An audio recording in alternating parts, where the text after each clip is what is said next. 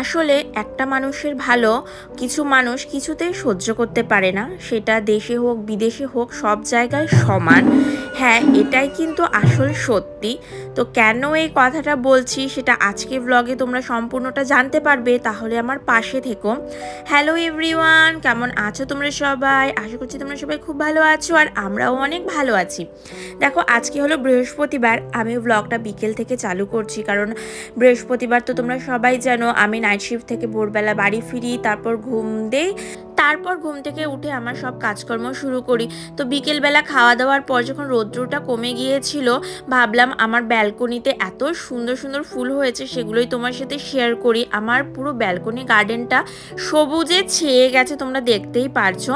তো তখনই ভাবলাম যে যাই, আমি যেখানে কুমড়ো গাছগুলো বুনেছি আমাদের কুমড়ো ক্ষেতেরটা গিয়ে দেখে আসি কেমন আছে, কারণ প্রচুর কুমড়ো ধরেছে এইখানে। তো তখনও অবধি জানতাম না যে আমার মনটা এইভাবে ভেঙে যেতে চলেছে।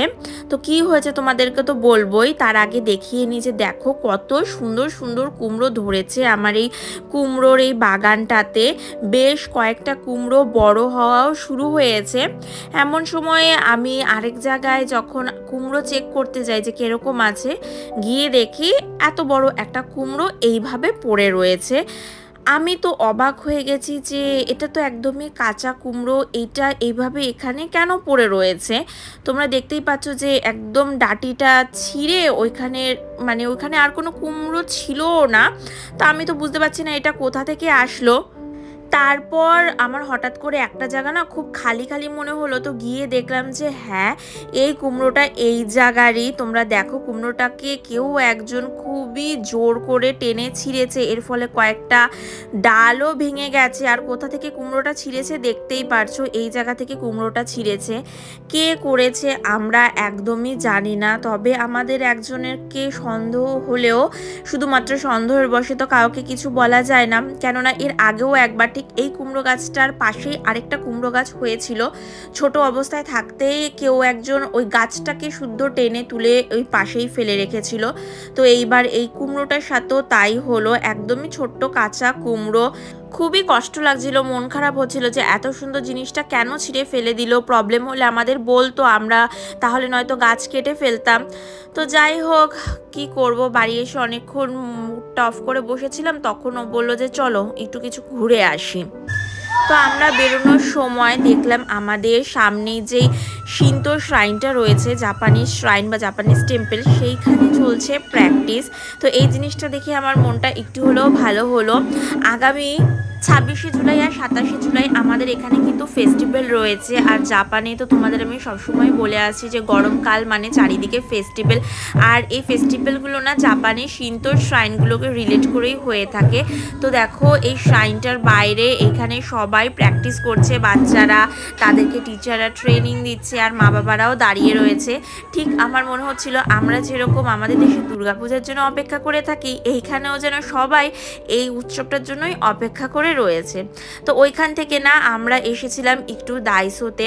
আসলে আজকে আমরা দুজন আসিনি, আমার সাথে আমার হাজবেন্ডের এক কলিগও এসেছে। মেয়েটি নেপালি, আমার হাজবেন্ডের কোম্পানির 4টে শাখা রয়েছে, 4টে ব্রাঞ্চ। তো সেইখানের একটা ব্রাঞ্চে সে কাজ করে আর আমাদের অ্যাপার্টমেন্টেই থাকে। তো বেশি দিন ধরে আসেনি, এখানকার কিছুই চেনে না। আর ও বলছিল যে একটু বাড়িতে গাছ লাগাবে, তার জন্য টব কিনবে, তার জন্যই ওকে আমরা এখানে নিয়ে আসলাম। আমরা যখন বাড়ি থেকে বেরোচ্ছিলাম তখনই ও বলল যে তাহলে আমিও যাই। তো আমরা বললাম ঠিক আছে চলো। আর ও এতটাই ক্যামেরা শাই, এর জন্য ক্যামেরার সামনে আসতে চাচ্ছিল না, আর আমিও তার জন্য জোর করিনি।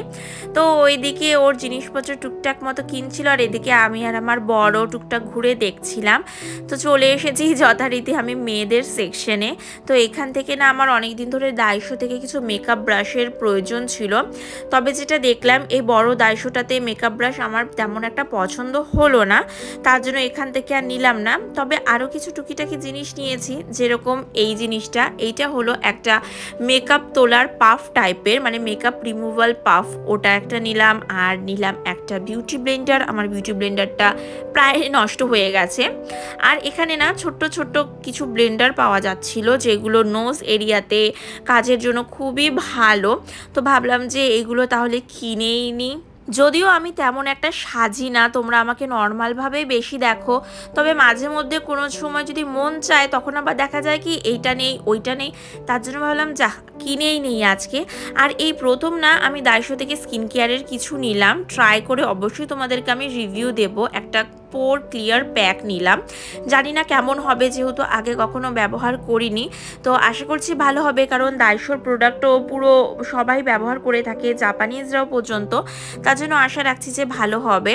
তো এইখানে আমি যে কটা জিনিস কেনাকাটি করেছিলাম চলে আসলাম বিলিং করতে, আর ওইদিকে আমাদের ফ্রেন্ডস যে এসেছিল সেও এখনও কেনাকাটি করে যাচ্ছে। তো আমরা এখানে বিলিং করে সাইডে ওর জন্য দাঁড়াবো, ওর কেনাকাটি হলে তারপর একসাথে আমরা বাড়ি ফিরবো। এই তো এইখানে আমার বিলিং হয়ে গেছে, চলে যাব আমি প্যাকিং করতে। এখান থেকে আমি এক্সট্রা আর কোনো প্লাস্টিক কিনিনি, কারণ এখান থেকে ক্যারি ব্যাগ কিনতে গেলে জাপানে যে কোনো সুপার মার্কেটে পয়সা লাগে। আর এইখানে দাইশোতে আরেকটা সুবিধা কী হয়, দাইশো কেন যে কোনো সুপার মার্কেটেই পাশে না ছোট ছোট পলি ব্যাগ থাকে, মানে ছোট জিনিস ক্যারি করার জন্য। তো আমি যেহেতু আজকে সব ছোট ছোট জিনিসই নিয়েছি, তার জন্য আমি এখান থেকে একটা ছোট্ট পলি ব্যাগ নিয়ে নিয়েছি, যেটাই আমার সব হয়ে গেছে।